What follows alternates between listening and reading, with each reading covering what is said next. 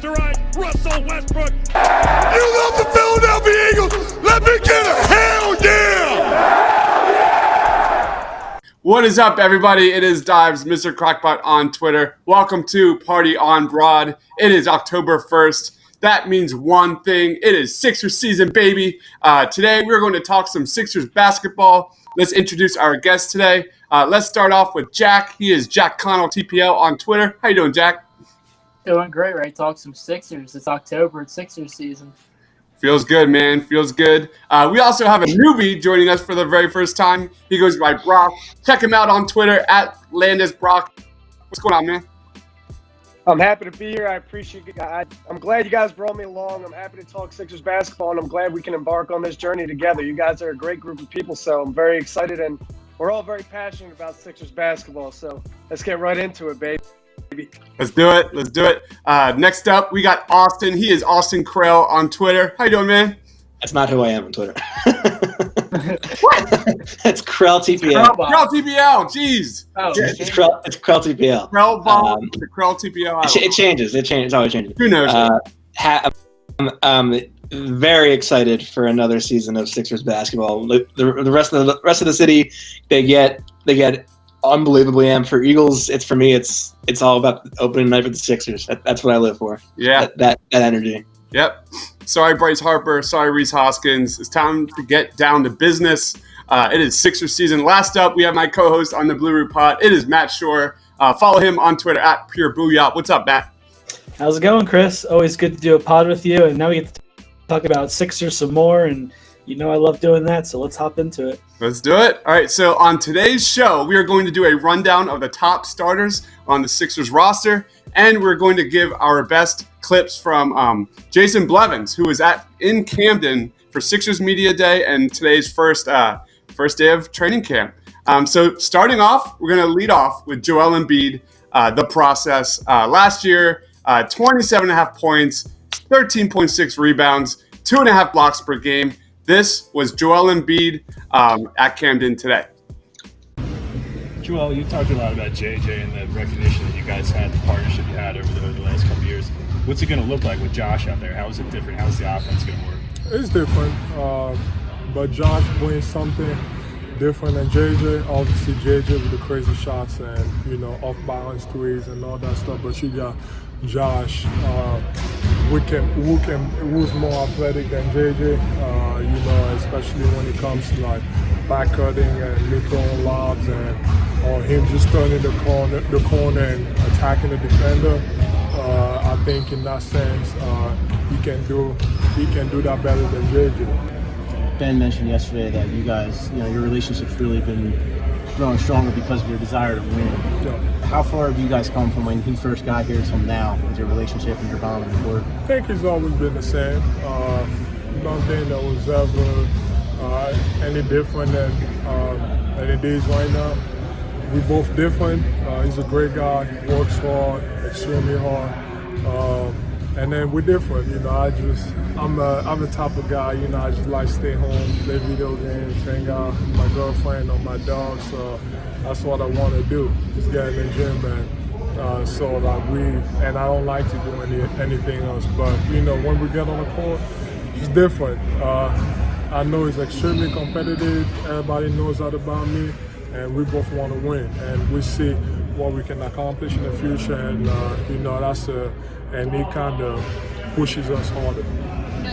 Is passing out of double teams something you can work on during the summer? Is that kind of you have to get into camp with your teammates to kind of work on? We got to get in the game, but I feel like it's related to my ball handling. And, if you can handle the ball better, it makes you feel comfortable. And that's what I worked on the whole summer. So I should be better in that sense. But when you have a high usage, you're going to turn the ball over sometimes. So sometimes you're not going to turn the ball over. Sometimes it's going to be a lot. So just got to be patient and play my game and not force anything. Okay, so biggest takeaway from that interview has to be Joel Embiid focusing on his handle this summer. If I recall correctly, that was something he worked on last summer as well, improving his handle, cutting down the turnovers, reading the double team. All right, let's start off with Brock. What do you want to see from Joel Embiid this preseason? I think Joel Embiid's fantastic, and the weight shedding is only going to bode well for him. But I think you alluded to it perfectly. When Joel Embiid has the ball down low in the post, he's essentially unguardable. But when teams bring double teams, passing out of the post has been a problem for Joel Embiid. And the Sixers, over 15 turnovers a game, is problematic because they take a lot of time during possessions. They get the ball in the low post, and it's tough to pass out. When you create turnovers from that position, you're not going to do well offensively. So I think for Joel Embiid to focus on that more so than anything else in his game, because everything else is so polished, he's only going to get better. And you bring in public enemy number one in Al Horford, who is his toughest opponent defensively, and you teach Al Horford to teach Joel Embiid how to pass out of the post, because Al Horford, 4.2 assists per game, was among some of the better assist men as a center in the NBA. I think Joel Embiid's going to look a lot better passing out of the post, and I'm excited to see it. Love it. Let's pass it off to Matt Shore. Go ahead, Matt. So Embiid, obviously the comments about his weight, he said that he was doing a lot of rehab. I don't know how much strength training he was doing, so that may be just straight fat that he was shedding. And once he starts putting on a little bit more muscle back on, oh man, watch out. A more finely tuned Joel Embiid is going to be good for everybody. I watched a video today about the way that Horford and Embiid could coexist inside the paint. And I think it's going to be very easy because Horford is a great passer. And when Horford gets into the post and can command somebody to come to him, he'll find Embiid every time. It's going to be on Embiid to improve his passing because he's got guys all around him that can do all sorts of crazy things, and he hasn't had that in his career yet. So I'm looking for Embiid to put that strength back on. He lost the weight. It sounds like it's fat. He needs to put the strength back on, and then also looking for him to become a better passer. I would have loved to know. I'd love to have seen Al Horford's reaction when he hears about Joel Embiid's Chick-fil-A milkshake routine. Next up, we have Austin. Go ahead, Austin. What do you want to see from Joel Embiid this preseason? Yeah, I think it's more about understanding sort of his little area on the court, and I think he touched on it on Zach Lowe's podcast yesterday, where it to me it really sort of showed how quickly he's adapted and learned the game of basketball from like his own perspective and from a team's perspective. And now it's just understanding where he is when he gets the ball in the court, whether he's facing up or his back to the basket. And then I want to see him have a definitive one or two go-to moves. So it's instead of him over dribbling in tight spaces and kicking the ball or turning it over or losing it like he did a lot in close games down the stretch. I'd like to see him get that down to like a one or two dribble move, pivot, and then use his footwork and creativity to get to the basket. But I think he's one of the things that I've noticed when I've been watching a lot of games from last year is he's got to sort of stop dribbling mindlessly, make two productive dribbles, and then boom, go. Love it. Last up, we got Jack. Go ahead. I mean, kind of just repeating everybody else said, just work on passing out the double teams, shedding that weight. I mean, that's just going to be crucial. Just cutting down turnovers, just working on what he already does best. It's just the more refined this year. He's already laid down all the groundwork. He's just only to get better. It's going to be really exciting to see from this year. I really think just getting his handle down, working with the ball, not losing as much is just going to be really big, and you're going to see it a lot this year. Absolutely, guys, nailed it. Decreasing his turnovers is number one. Embiid was 7th in the NBA in turnovers per game last year. I still have nightmares of that 8 turnover game he had in Game 5 versus the Toronto Raptors. Next up, we got Ben Simmons, 16.9 points a game, 8.8 rebounds, 7.7 assists per game. This is what Jason saw Ben Simmons at Sixers Media Day. This is some of the best of Ben Simmons. Recently in an interview, you said that you feel like you fell back in love with the game of basketball. What exactly made you fall in love with this game again, and will we see any bit of a difference because of that on Harper? I think I was just too worried about what people were saying, what was going on around, too many outside noises, and I was able to really block them out this summer and just not really focus on what people were saying, because at the end of the day, I don't really care anymore. Unless it's coming from somebody in my circle or somebody trying to help me get better. Ben, Mark our dude to the Philadelphia part. How much more confident are you in the jump shot? I know you're sick of talking about it, but how much more confident as you go into this season are you in your outside shot? Confident. I don't know how much more. I think I'm just confident with the work I've been putting in. I would say that's the best way to say it. I'm more confident in what I've been doing and the reps I've been putting in.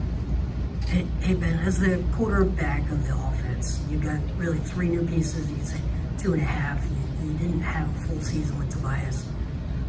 How do you sort of learn when they need spots, where they need touches, sort of where they're comfortable? How do you balance that? How do you learn that? Is that something that happens in training camp, or have you been working on it? It'll take time over the season, but I'm going to be watching a lot of film and making sure we get it right. New year, same old Ben shrugging off questions about his jump shot and his confidence with his jump shot. I didn't really see a big difference in Ben during these questions just now. He seems the same as ever, as serious as ever, ready to get down to business. Let's start off with Jack this time. What do you want to see from Ben Simmons this preseason? I think the one thing is just obvious. Just shoot jump shots, 3-pointers, mid-range, anything. Just shoot the ball. He's already talked about, I said, if he has an open 3, he's going to shoot it. We'll see if that actually happens. I just think shooting the ball is just the main thing he needs to do. Everything else about his game is great. His perimeter defense, his defense in general, passing, ball handling. Really just take the open shots when he's got it. He doesn't have to shoot if it's contested, but I mean, if he's open, he's got to take it. I just think that's the one major thing he needs to work on. Love it. Go ahead, Austin. Yeah, I kind of think that, and I know that it's so easy to say like the jump shot. I've always been a believer that with attempts would come increased confidence, and then with increased confidence, he would make shots and he'd make more than we'd realize he'd make. For me, it's going to be like how many times in his first two years of playing in the NBA, not like I know he's like a 3rd-year player technically or whatever it is, 4th year, but he missed it. He missed the year. We all know about that. For me, it's more of understanding that I'm strong enough, I'm big enough, I'm athletic enough, I'm fast enough to get past anybody I want to. And if I'm getting stopped, it's more about me letting myself get stopped than someone else stopping me. And so I want to see him just get that angry dog mentality like Giannis has, and just use his size to get to the basket and punch it home.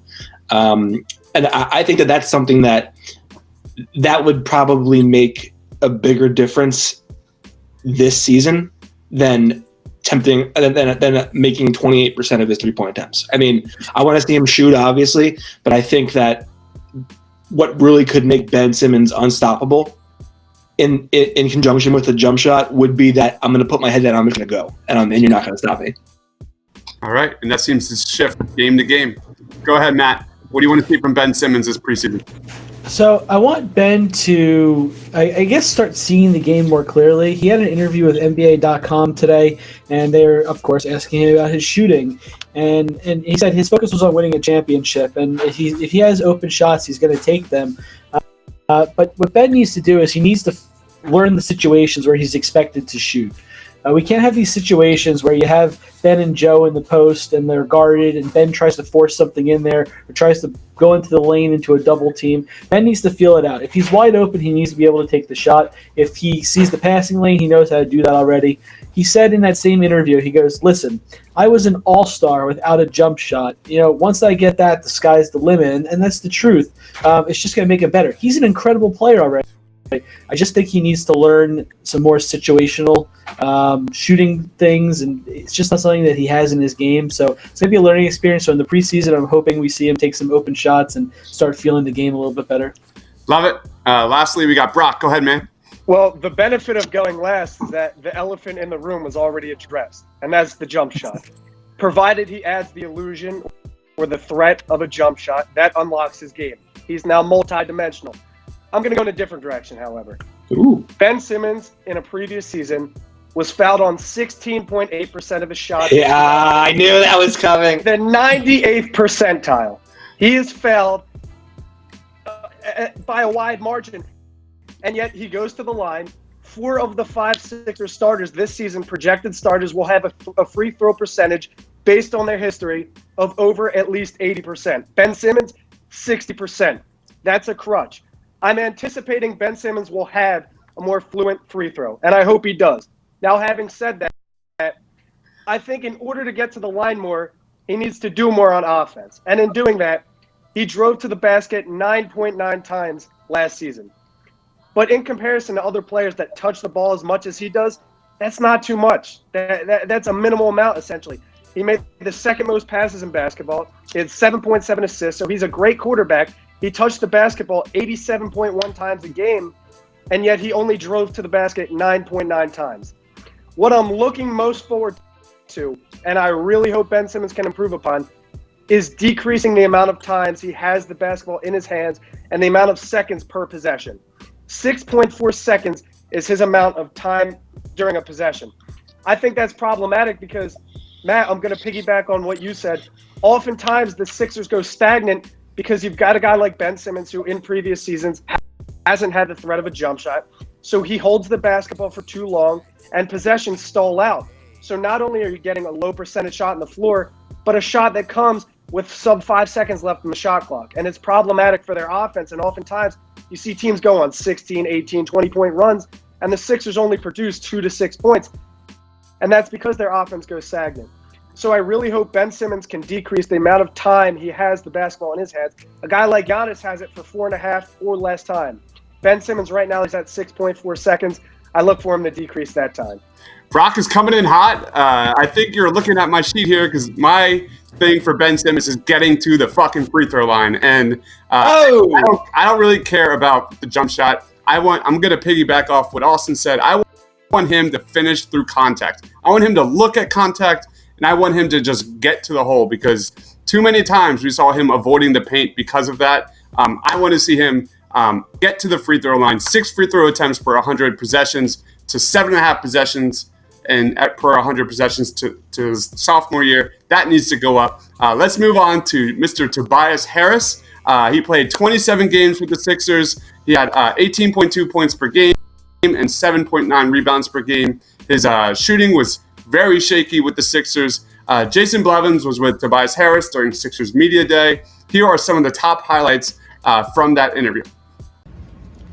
Hey, Tobias, so when you resigned, were you given a pretty clear picture on your role offensively? Are you going to do more pick and roll initiation like you had been doing prior to the trade? What's that look like?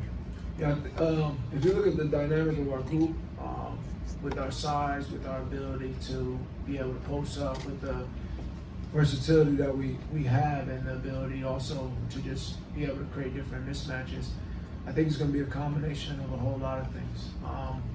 I look at, when I resigned, it's kind of speaking with Coach and seeing where he wanted to place me.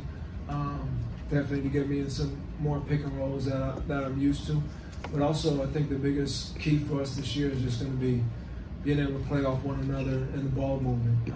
That's what we've been in these prior weeks, been just establishing as a collective group of how we want the ball to fly around the court and how we want to just be able to play off one another in a way where we're not necessarily calling out a player's number, where we're really just out there flowing. Tobias, Mark Narducci, the Philadelphia Inquirer. Do you have a preference playing the 3 or the 4, and how much of a difference is that for you? I really don't have a preference. When I first came in the league, it was you're not a 3, you're not a 4. You know what I mean? And now it's, well, which one do you want to pick? So for me, it's been kind of, they're similar. They're obviously different defensively. That would be the only thing. But offensively, when I was playing last year with the Clippers, I was mainly at 3. I came here, I played 4. So I think, going in this year, I'll split at both, but probably majority be at the 3. All right, we're back. So the top 2 takeaways from the Tobias Harris interview has to be 1, Tobias looks generally excited to be playing the small forward position again, and 2, which is what he played with the Clippers, and 2, Tobias got a lot of good time spent with Ben Simmons during the summer. which should be good for building their chemistry. Lead us off, Brock. What do you want to see from Tobias Harris this preseason? More consistently makes from beyond the arc. And I say that because Tobias Harris is an incredible three-point shooter. From November to February, his three-point percentage was at least 40% in all of those months. It even reached 48% in 1 month. Post All-Star break, which was 23 games, he shot 31.6% from beyond the arc. That's no good, especially if you're getting paid $180 million and your primary selling point is making a three-point shot and spacing the floor. Now, I'm looking forward to the Sixers utilizing Tobias Harris as a corner three-point shooter. And you heard Brett Brown talk about hitting the spots and hitting the corners. It's a copycat league. The Sixers want to do what Toronto did last year, and Toronto defensively and offensively was fantastic in the corners.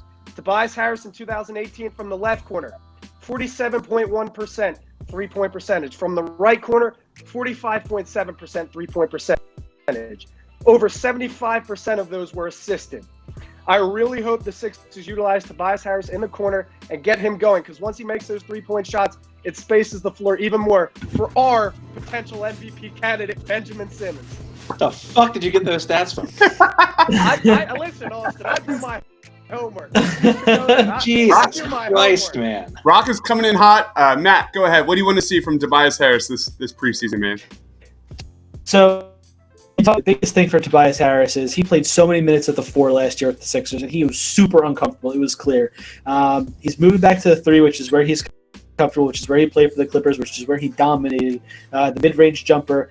He does a great job of setting up the mid-range jumper. If he has a guy come up on him, he's great at getting around him and getting to the basket. If he gets a screen, he has a quick release. Not as quick as JJ, of course, but he's got a quick release. And, you know, it's clear to me now, listening to all these quotes, listening to these players that were on the team talk, how big of a problem Jimmy Butler really was.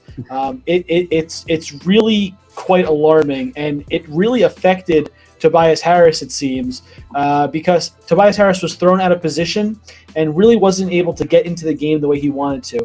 Now he's going to be able to get into he's going to be able to fill the lane as he's running down. You're going to have Ben running down with the ball. You're going to have Joe and Horford in the paint. You're going to have Richardson roaming around the three-point line. And you're going to have Harris doing everything else in the middle, just kind of roaming around, trying to find the ball, trying to find open space. And he's much better at that, and we're going to see that in leaps and bounds. All right. Interesting. It's interesting you bring up Jimmy Butler there. It's interesting. I didn't like. It's obvious that what you're saying is correct, but it's interesting that we addressed the fact that Jimmy Butler was a bigger problem than we realized, both on and off the court. It's listening to the quotes this offseason, especially in media day, they weren't outright saying it, but it was so clear to me that there was, whether it was his personality, the way he played, the things he asked for, the things to change to like be around him, it clearly upset the players. And the reason we have Tobias and Ben still is because we got rid of Jimmy Butler. Listening to Ben and Tobi talk now, it couldn't be more clear to me that that's what happened. And even Brett Brown alluded to that in his presser that Jason sent to us, and that was at the media lunch, and he said, I'm sure Ben wasn't happy he wasn't the primary ball handler against Toronto, and you could tell Ben was definitely displeased, and I think you guys hit the nail on the head with that one on Jimmy Butler. Awesome. Austin, what do you expect from Tobias Harris this preseason?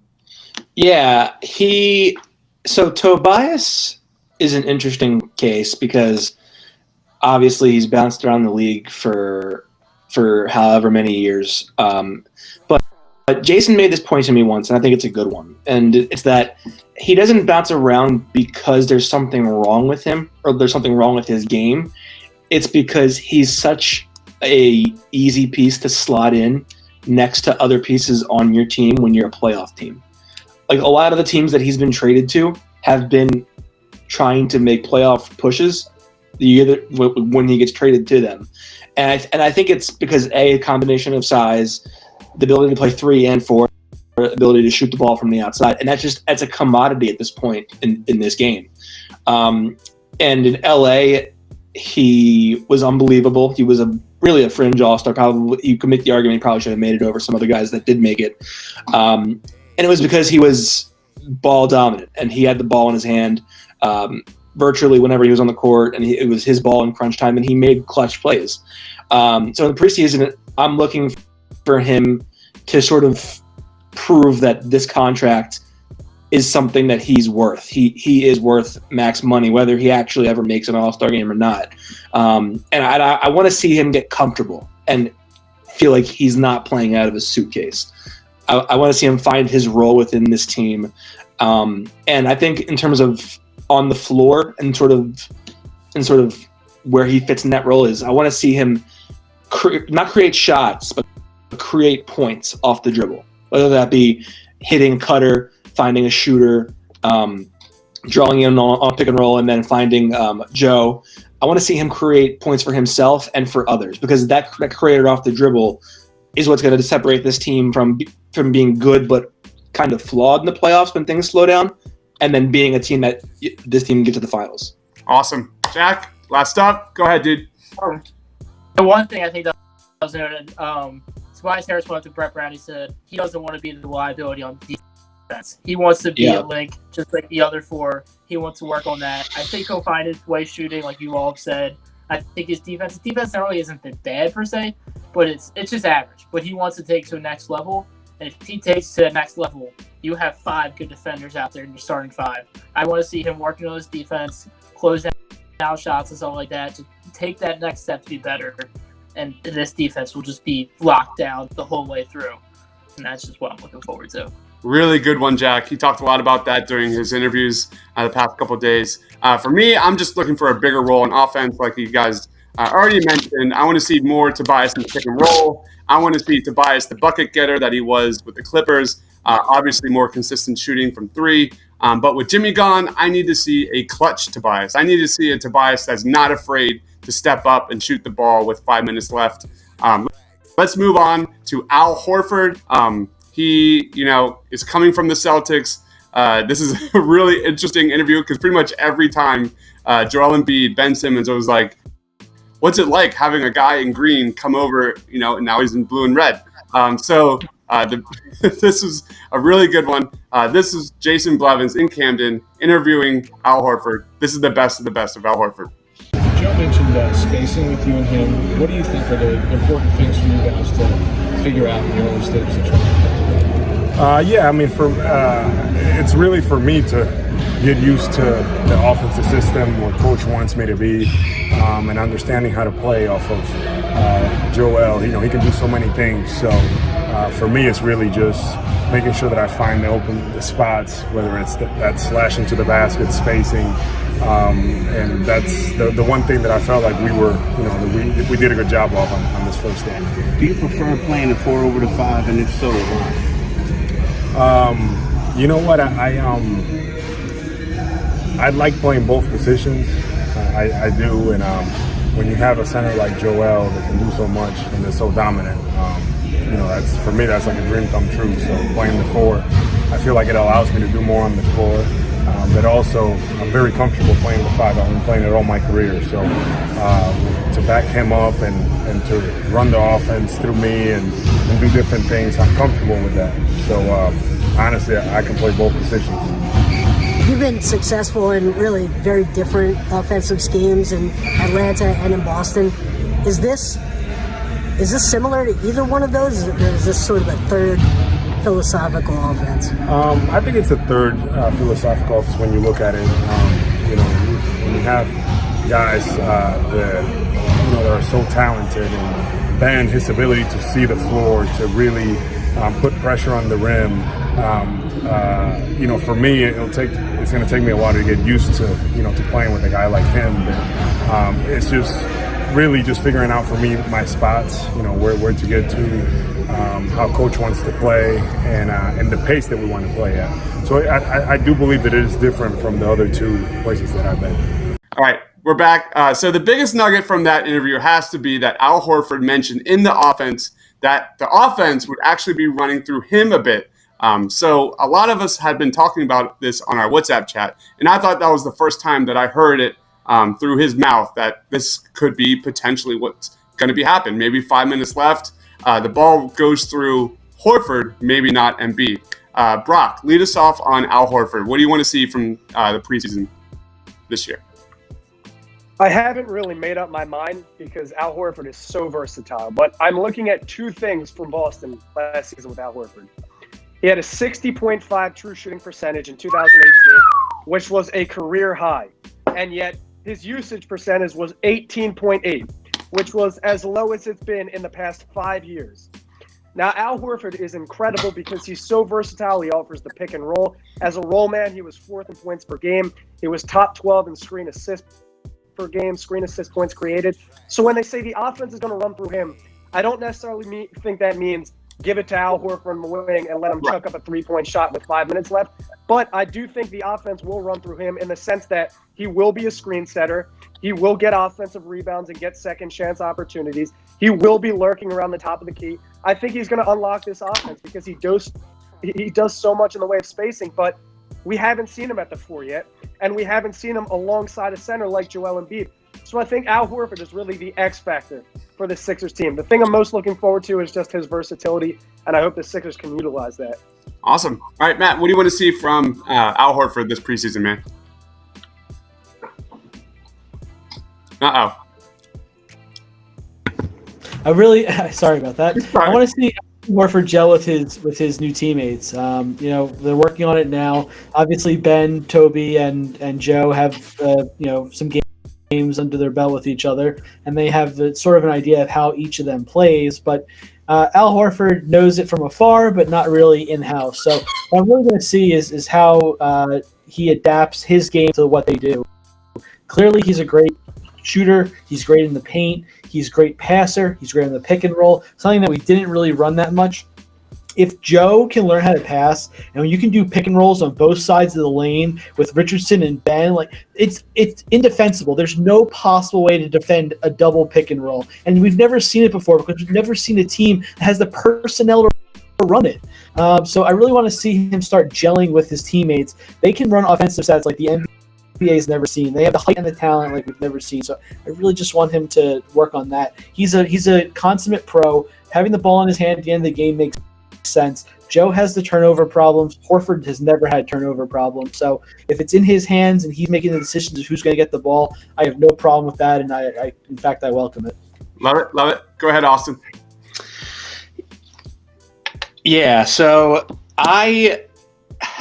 it's interesting because I kind of get this feeling that maybe Al was, as soon as he realized that Kyrie wouldn't be back in Boston, he was probably looking to get out of there, because I think that he thought no matter who they replaced him with, it's hard to supplement Kyrie Irving. And if you couldn't do it with Kyrie, you probably needed to find a different group that could do it. So I kind of think he was happy to get out of there and get into like a different environment and a different mix of guys. For me, he sort of serves as this super glue guy, if that makes sense. Like, your only glue guy to ever is. And I don't know if you guys know what this means. I want him to be like the Machiavellian man, which is like the all-around guy, like passing out of the post, initiating offense, handling a little bit when he has to in tight spaces, popping out and picking pops for threes. And I want him to play within his role on offense and be happy with it, which I think he'll do really well. He won't command like maximum touches. He'll do his job and do it well. I want him to be a leader on defense and to be one of those pillars that makes this team as great as it can possibly be. Love it. All right, last up, we got Jack. Go ahead, dude. Al Horford. I just think it's just finally an elite big man next to Joel Embiid. Just going to be crucial in all aspects of the game, kind of like everybody's already said already. I mean, there's not much more I can say. Defensively, it's just going to be huge. It's another lockdown piece. Offensively, it's just another big guy to work with. If you have your best big man, Joel, you got someone else to work with. He works the pick and pop, everything like that. I mean, there's really not much more I can say. Everybody else has really covered everything. So, yeah, I fully agree with all that. The one thing I want to harp on is the defense, because he's going to be playing a lot of backup five. As soon as Joel Embiid, came off that court, everyone just made a beeline to that rim. And having another guy like Al Horford to kind of, box out, protect the rim a little bit, and be that guy, that leader on defense is going to be just massive for the Sixers moving forward. Last up, we have Josh Richardson. This was Josh Richardson at Media Day. Hope you enjoy.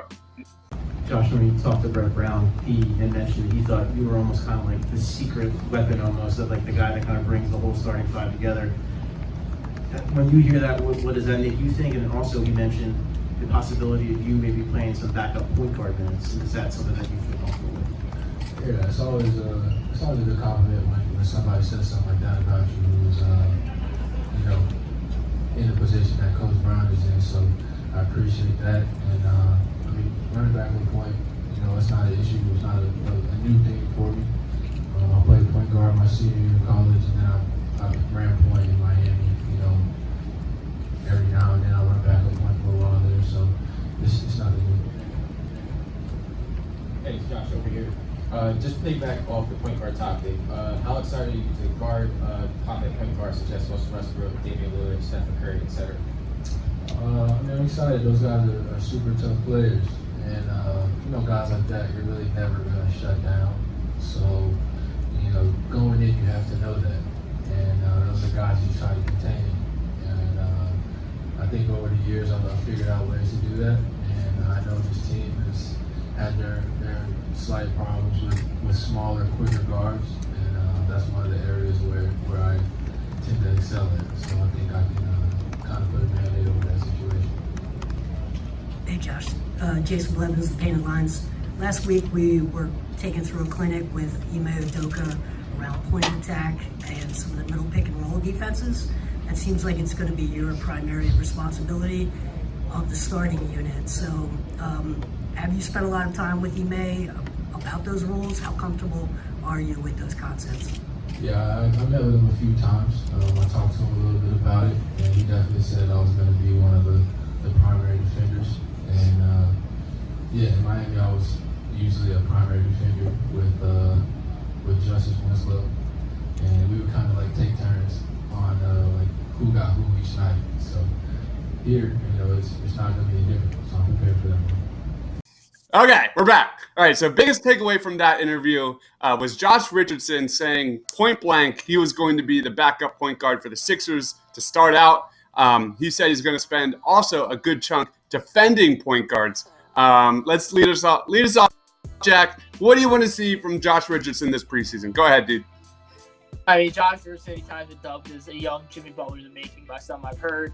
I just think everything he brings to the game is a great two-way player, just good defense, decent shot. I think just the ability for him to space the floor is going to be key this year. If he can take a couple of those threes along to Tobias, I think it just spaces out your offense a lot. Defensively, like you said, he's going to be taking on point guards and such. I really think his defense is a key thing here. Again, like I said, everybody else, it's a puzzle. If all five of them are good defense together, there's no holes, no gaps. It's just going to be locked down. And I'm just excited to see it because you've never seen this kind of mentality in a Philadelphia basketball team defensively. And it's just something new. I'm really excited to see. I think Brett Brown called him the secret weapon. Go ahead, Austin. What's your preseason expectations for Josh Richardson? Yeah, I think Josh is one of the more intriguing players in the NBA right now, just because I think he's burst onto the scene so fast in terms of being an elite two-way wing, and probably more so than people realize because he's been buried in Miami for a while. But he came out of retirement, and now he's in Philly, and I'm looking for him to sort of be that consistent guy who. He's not gonna get you 22 a night. He'll have nights where he's that bucket getter and he's it's a grit and grind battle and he's the one getting baskets out of all the players. But I'm looking for him to just connect on a higher percentage of his jump shot attempts because that's what we need him to do. To just make shots when he's open, and he's gonna have a lot more open opportunities than he ever had in Miami. So it's going to be a new stage for him. It's going to be easier looks for him. Just want him to take advantage of the opportunity and really showcase what this defense can be. He's the sort of starter at 6'6", which is insane. I want to see him get up and get into a guy's grill and really make him work and dig down and get deflections because that's where this team is going to really flourish is in transition. off of deflections and steals. Nailed it. Go ahead, Matt.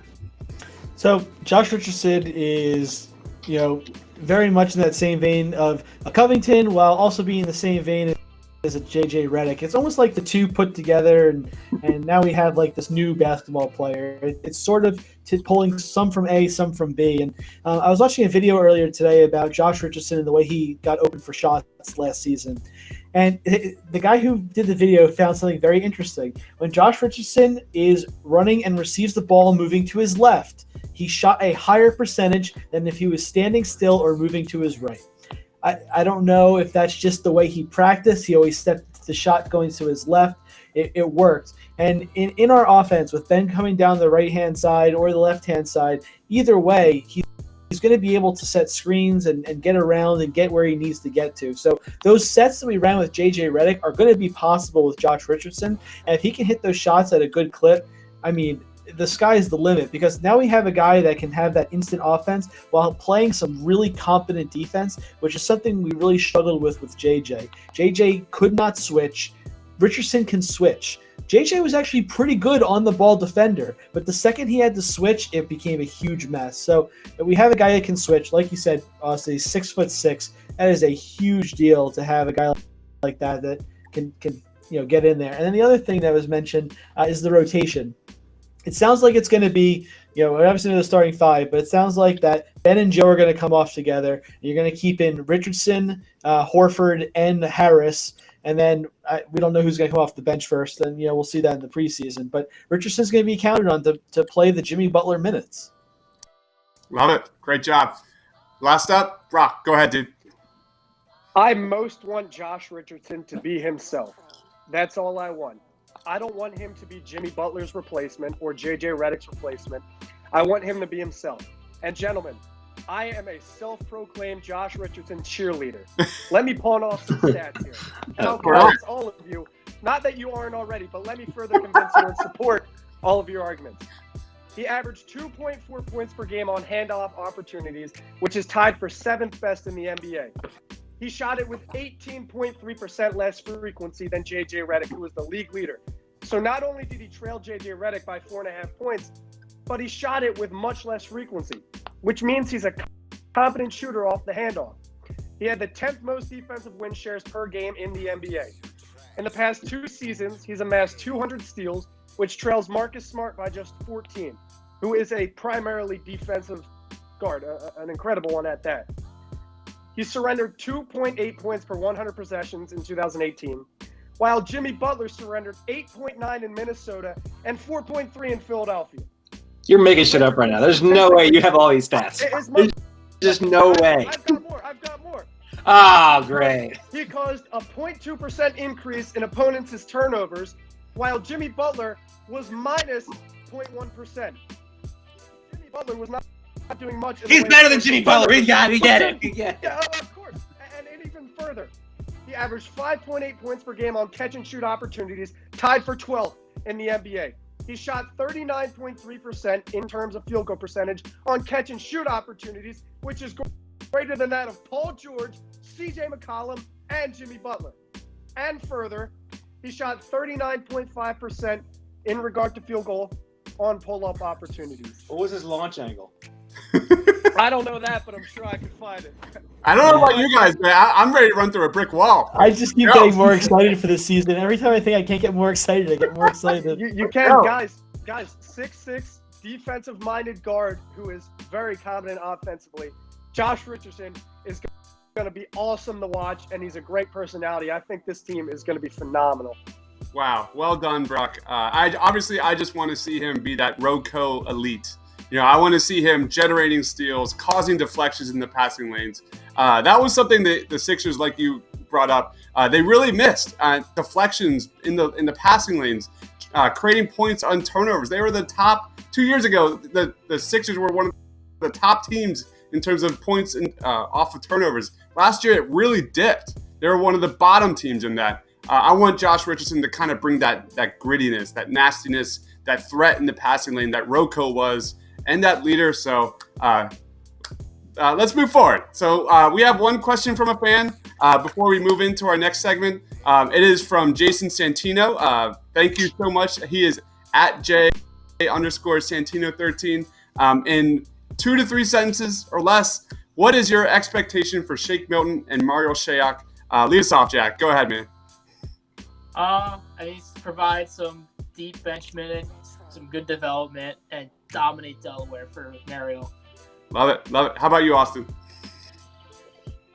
Yeah, you're going to have a hard time convincing me that Shake is going to have a role on this team this season because he looked putrid in Summer League, and that was a stage that I thought he would step out and really like showcase what he did in his 1 year in Delaware, and which is really his bread and butter when it comes down to it. I guess if he gets into games, I would like to see how he can sort of operate in a pick and roll, and not like, I don't expect him to be like passing the ball at the point guard, but I would like to see him sort of how he maneuvers with a dribble and then, you know, for pull up mid-range jump shots. Like I want to see confidence and the ability to shoot off the dribble a little bit from him, and just really just get yourself in a good mental spot, because he clearly wasn't mentally prepared in the Summer League, and it was awful. For Shayok, I think he has a chance to be one of the better players in the G League this year. I'm sure he'll get into a couple games up with the big league squad. And there is just do what got you to this level. I mean, ball out, shoot, defend, play without fouling, play with quick feet. Just show that you belong here and you're better than Furkan Korkmaz, which shouldn't be hard to do. Everyone else is. All right, thank you, Austin. That was 30 sentences or less. How about 2 sentences or less for Matt? Go ahead. Rep the Blue Root. Go ahead, man. So, obviously, we've talked about both these guys a ton, and here's my 2 sentences. Shake Milton, I want to see a competent ball handler that is confident in his game, that can shoot the 3. Mario Shayok, I want him to develop his 3-and-D game and be a usable 3-and-D player for the games that we need him when we have injury issues or resting. Awesome. Finish this off, bro. I'm just going to regurgitate what Matt said. I think Shake Milton needs some better decision-making and more confidence in his game. And for Shayok, it's just simply becoming a more polished 3-and-D player. All right. So thank you so much, Jason, for that question. Our last segment before we wrap this up is something new to Party on Broad, is something that we're going to be routinely doing during Sixers season. It is called the Timely Deuce. Thank you, Mark Dumas, for that. Timely Deuce. Timely Deuce. All right. And after we're done, I'm going to kind of tally at who wins. And whoever wins gets the Turning Garbage into Gold award. So there it is. That's mine. All right. So what I'm expecting here are just real quick, short answers. I'm not looking for anything more than 2 sentences. You ready? Yeah. Let's do it. All right. JJ Redick is heading to the New Orleans Pelicans. JJ was a big part of the Sixers offense. Will it hurt the Sixers offense? That's 3 sentences. No, for you. You guys answer. I do the questions, Austin. I'm the host. Shut up. Don't shoot the messenger. Just let him deliver the message first. All right. Will the JJ Redick loss hurt the offense, or is it more addition by subtraction? Go ahead, Brock. Go ahead, man. Addition by subtraction. They got deeper. They got more versatile. They've got competent 3-point shooting. All right. Go ahead, Matt. Addition by subtraction. We may lose very little bit on offense, but we're losing on offense. We gain double on defense. Worth it. Love it. Go ahead, Austin. It's addition by subtraction. Not on offense, but on defense, because, and that's only a sentence and a half because of the cause. Because I love JJ to death. He was a huge part of what this team did the last 2 seasons. I cannot watch him get targeted on switches again by every guard in the league in the last 5 minutes of a game, and watch them lose the game solely on that. All right. 3rd sentence. Brock, you lifted, bro, or what? I'm going to say addition by. pumping a little bit there? Yeah. Go ahead, Jack. All right, Jack, go ahead. I'm going to say addition by subtraction. I mean, you're just talking about offense. You're just getting a lot more that you can do. It's a lot more spacing. Defense, it speaks for itself. All right. Of course it's addition by subtraction. Everyone gets 1,000 points. Let's move on. The Sixers have some young depth on the squad this year. What do you love more? Zaire Smith's elite on-ball defense or Matisse Thybulle's elite perimeter defense? Go ahead, Jack. Matisse, just because perimeter is just so much needed in this team, and I think he's just really good at it. I just love Matisse as a prospect. All right, go ahead, Austin. It's a tough one because another one. I'm very excited to see what Thibault does within this offense because I think that he has a chance to have a bigger impact on the offense than Zaire does because of that reputation as a 3-and-D wing. But on the other hand, Zaire's been working to get himself right. He battled through a ton of adversity, like an obscene amount of adversity his rookie year, and I want to see if there's something there off the dribble with his offensive game. I honestly, I don't know who I'm more excited to see. I'm very excited to see both. All right, go ahead, Matt. I'm most excited about Thibault. The way he gets into the passing lanes, the way he reads the plays, his defensive IQ. As good as Smith is on the ball, Thibault is going to get better on the ball, and his defensive IQ is off the charts. It's Thibault for me by a mile. Interesting, very interesting. Go ahead, Brock. Matisse has a higher ceiling, in my opinion, but I'll play devil's advocate. Wow. And I'm playing devil's advocate for this reason. 3-and-D is too cute. It's too mainstream now. I want a wing guard that's a slasher that can jump more than 20 inches off the ground and dunk a basketball and play suffocating defense. So you want Andre Iguodala? I'm sick of watching T.J. McConnell and J.J. Redick get burned defensively and take a white man's layup every time they get the opportunity. It's like playing a 4-on-5 every time on defense. Give me Zaire Smith all day. Thank you. The answer is 100% Zaire Smith. You get the points, Brock. 1,000 points to Brock. Moving on. Other than Joel Embiid and Ben Simmons, which player on the Philadelphia 76ers is most important to the success for 2019? Lead us off, Brock. Go ahead.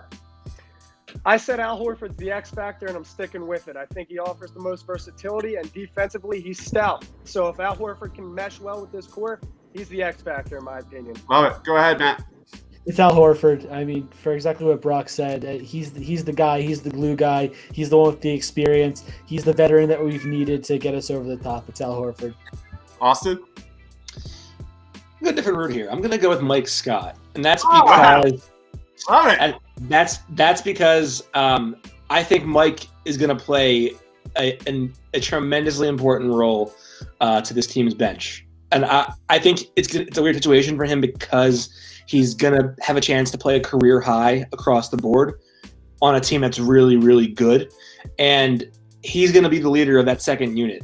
He's going to be counted on to help close out games and stretch the floor. And he's going to be, that tough, I know, that tough, that tough personality that sets the tone for this team. And there are going to be times when Joel is playing or when Joel is resting, you're going to slot Horford over to the 5 and put Mike Scott in the starting lineup. So I think he has a chance to be integral across the board for this team. All right, awesome, great one. Lastly, go ahead, Jack. I'm gonna go Brock and Matt here. My guy, Big Al. Okay. Yeah. That's just another big out there to help relieve Joel Embiid if he needs a game off or he needs a rest. It's just so much needed, and I just think all around he's the X factor, kind of like Brock said. All right. I always like to go for the underdog. Austin, you get the points for that one. Can't wait to see a full season of Mike Scott coming off the bench. Next up, what is more important to a Sixers championship? You have to pick one. Is it Joel Embiid's conditioning or is it Ben Simmons' jump shot? Go ahead, Jack. Ben Simmons' jump shot, just because you have Al Horford is needed, like I just said. And Ben Simmons' jump shot completely changes his game and takes him to that next level. Okay. Go ahead, Austin. I'm going to say Embiid because Ben Simmons' jump shot isn't even the most important thing to Ben Simmons right now, I think. Embiid's conditioning puts this team into a stratosphere that we've never seen before. All right, go ahead, Matt. Embiid without gastroenteritis. I mean, that's all we can ask for. I mean, a healthy Embiid is the key here. As Brett Brown has said on multiple occasions, he is the crown jewel. If we have a healthy Embiid, we're good to go. All right, Brock. Jack, I hate to leave you out to dry, but I have to go Joel Embiid as well. If he's on the floor, they are the best team defensively. And offensively, there's not one center in the NBA that can guard him. It's Joel Embiid's conditioning for me. Wait, I have a line for this. Yeah, go ahead. Let's hear it. A healthy colon keeps the ball rolling. Yes, it does. All right, point-wise, I'm going to give it to Matt for bringing up gastroenteritis. I can't wait to have nightmares again tonight. Thank you so much, Matt. All right, let's move on. Over-under on playing time for Zaire Smith to start the season. I'm going to go with 15.5. Brock, over-under, go. Is games or minutes? Minutes per game. What? I am going to go under until the All-Star break, over after the All-Star break. Okay, go ahead, Matt.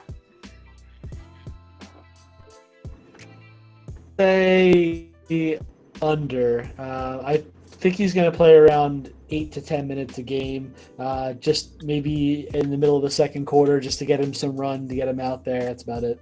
Okay, Austin? I think I'm going to say right under 15.5, and I think it could be higher because I think he has a chance to be like the main cog in the second unit as the shooting guard. All right, and lastly, we got Jack. I'm going to go under just because you got a lot of guys ahead of him. He's still young and developing. And also when the buyout market hits, your team looking to succeed. And if you got a good guy there, you're going to pick him up, and his minutes are going to get hit. All right. I definitely agree with you guys. I think James Ennis is his biggest hurdle there. All right. Everyone gets points. Gut feeling. Let's do it. All right. So let's make a prediction on the season. It is way too early. We haven't seen any games yet. How many W's for the Sixers this season? Go ahead, Brock. I want 65. Woo! If they win 65 games, I will run around the city naked. I will actually do it. You to it. Listen, it's party on Broad. I'm in my dorm right now. I got a great view on Broad Street. It'll be a party on Broad. I guarantee you that. You could be out there on Broad. Exactly. I'll be rooting you on from the 22nd floor of my dorm, butt ass naked after the. You'll be doing. You'll be doing curls, and you're like, You're doing curls into the squad and out through the gymnasium. Go ahead, Matt. I believe that they're going to have less than 20 losses, so I'm going to go 63. 63. All right, Austin, go ahead, man. They're going to get the 1 seed. I think Brett Brown's going to be a candidate for Coach of the Year. In order to do that, you got to win 60 games at least. I think they get 60 games. All right, and Jack, what do you got, man? Yeah, I would think they're good. It's just 59, just playing it safe. A little bit of resting at the end of the year. Then like All right, so that is it for our Timely Deuce segment. Who wins? Brock wins. Our turning garbage into gold. Our first winner ever. You know, how do you feel, man? Does it feel good? I feel great. Not only did I debut on the podcast, but I get the win, so I'm happy. I'm going to bed happy tonight. This is garbage. You know that? This is absolute garbage. Well, you can turn garbage into gold if you win. We got Tim Kalishaw down here now. Austin doesn't know. He turns gold into garbage. That's what he does. Yeah. All right. Make sure you follow Jack Connell on Twitter at Jack Connell TPL. He is Austin at Krell TPL. Got it. And he is Matt Shore at Pure Booyah. Make sure you follow our Blue Root Pod, a shameless plug-in. And make sure you follow Brock. He is Landis Brock on Twitter. Thanks for coming on, Brock. Thanks for joining TPL. Make sure you follow all of our awesome Sixers content and subscribe to our YouTube channel right down below. Daily Sixers videos, not daily, but weekly Party on Brock. Thanks for watching, guys. Let's go Sixers. Stay awesome.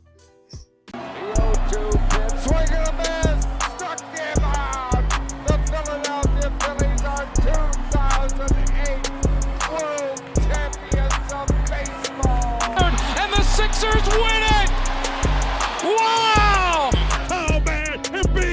goes to right. Russell Westbrook. You love the Philadelphia